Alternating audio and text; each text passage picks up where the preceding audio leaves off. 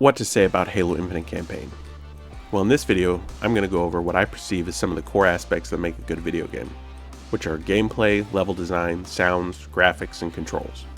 Since the campaign and the multiplayer are considered different products, even having different release dates, I will only be talking about the campaign.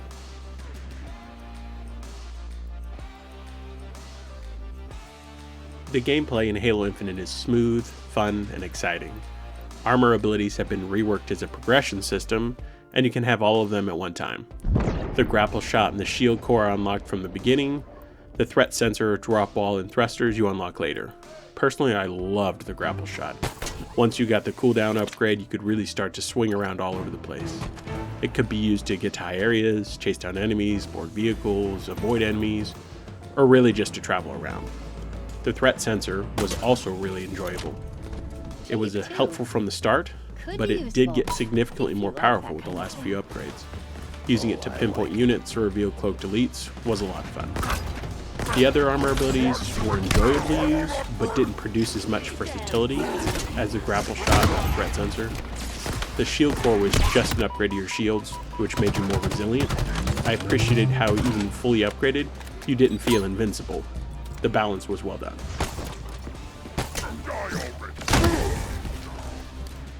The campaign has side quests as well. Forward operating bases, distress signals, high-value targets, Spartan cores, armor caches, propaganda towers. As you complete these side quests, you would get a few different rewards. Valor for several different activities, fast travel locations for forward operating base, new weapon variants for high-value targets, Spartan cores, and multiplayer cosmetics from armor caches. Valor is a progression system limited to the campaign. This gives you another way to unlock weapons and vehicles. Banished weapon variations usually came from high-value targets, while UNSC weapon variations came from Valor. The addition of bosses and mini-bosses was a fun challenge that returned Halo. I heard some concerns that the bosses would be bullet sponges, and I never felt like this was a problem. This was very clear after I ran into my first high-value target.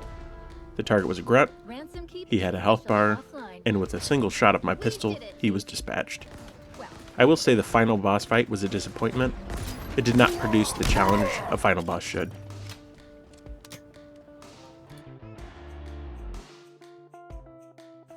The level design was beautiful to say the least. Each area was unique and presented its own challenges. The environment's aesthetics were splendid, with birds flying in the skies and little groundhogs running across the road as you drive. You didn't get any big creatures like the original teaser trailer showed, but the smaller animals did bring some life to the world.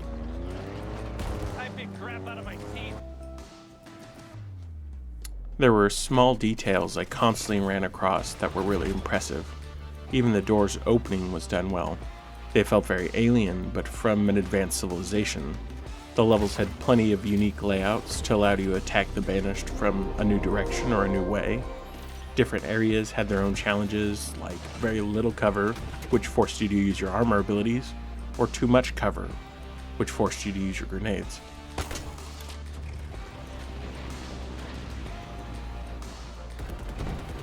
I really enjoyed how the side quests in the game were open world, so you could assault the Banished outposts any way you wanted. However, the story missions were all linear, which I thought was really enjoyable and it kept with the feel of previous Halos.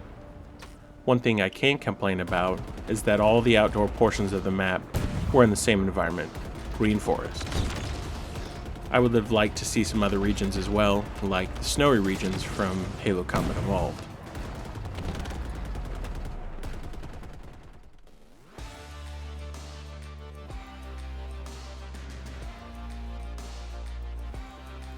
The story for Halo Infinite itself is pretty good. The character development was really good. We learned different characters' motivation and backstory. I got attached to the new characters as the story developed. Obviously, the bad guys still had to die. Escharum and the Harbinger were a good team. Escharum, the devout leader and steadfast soldier, and Harbinger, the mysterious newcomer. The pilot was an interesting character. He had good emotions and was an enjoyable character to interact with. The weapon was mysterious. She was a familiar character, but at the same time new.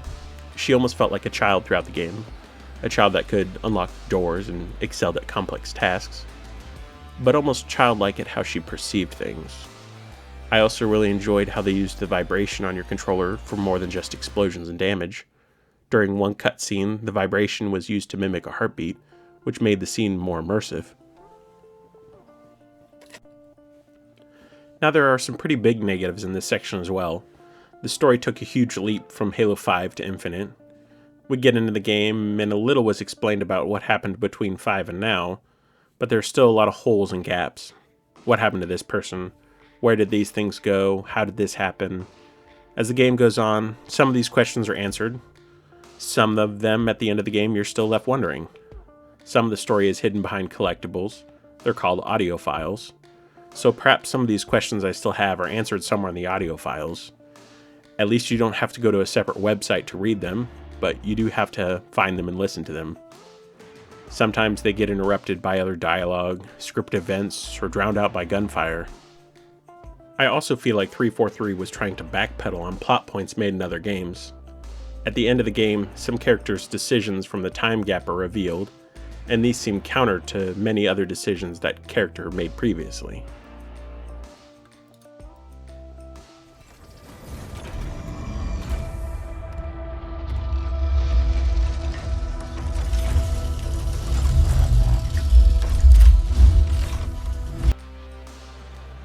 Halo's sound department rarely disappoints. The sound has always been unique and exhilarating, and Halo Infinite is no exception. From deep, rewarding shotgun blasts, to exotic robotic beams, and to thunderous explosions. Vehicles are also very enjoyable to listen to, from the roar and rumble of the Warthog to the whish and whirl of the Ghost.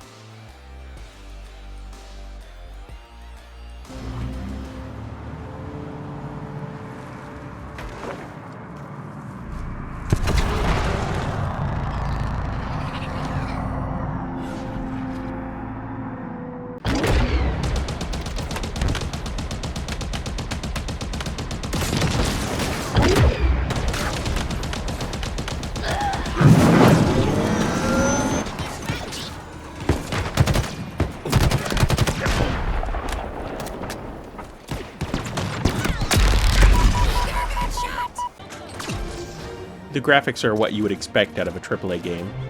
The lighting and texture issues they had in their first gameplay reveals are long gone. The lighting is done very well and the textures are detail orientated. I did see a few random flashes that did not seem intentional, but they were rare. The models are top shelf and the animations are great. A clear attempt was made to bring the look and feel from Halo Combat Evolved back, and I thought it was pretty successful. The structures and environment definitely looked like an updated Halo Combat Evolved.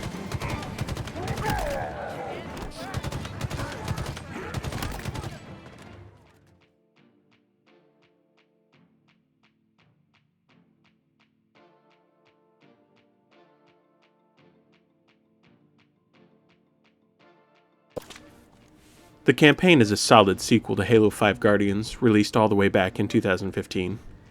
The core gameplay is really good, the guns are fun to use while not being too powerful, the enemies are dangerous and challenging, but not too hard, the levels are a lot of fun, the open world is a little lacking in visual variations, but in general, really well designed with fun interactions. The side quests are mostly unique and interesting.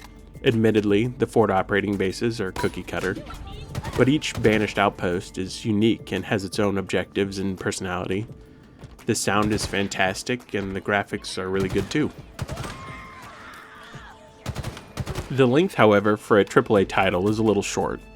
The overall length is probably longer than any other Halo, unless you skip all the open world stuff and just speedrun the missions. I would argue, though, that this is not what the game was intended for. The purpose was to make Halo a larger world and give you new places to explore and new decisions to make. In that aspect, I think 343 did a good job. However, when you think about how much previous Halo installments gave you for $60 versus Infinite, Infinite is definitely finite. So multiplayer is free to play, and the campaign alone is $60, or you can play it on Microsoft's Game Pass. Comparing Halo 5 Guardians for the same price, you got a campaign that was admittedly not as long or as good, but you also got theater, multi-console co-op, Warzone, firefight in multiplayer.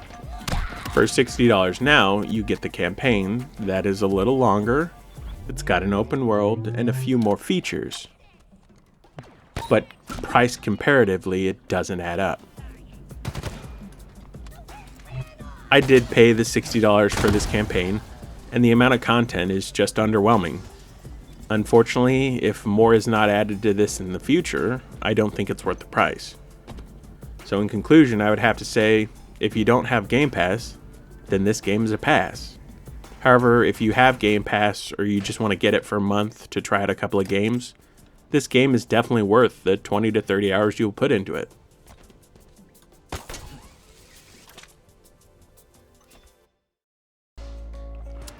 Thanks for watching. I plan on doing another video just to talk about Halo Infinite's multiplayer, so stay tuned for that.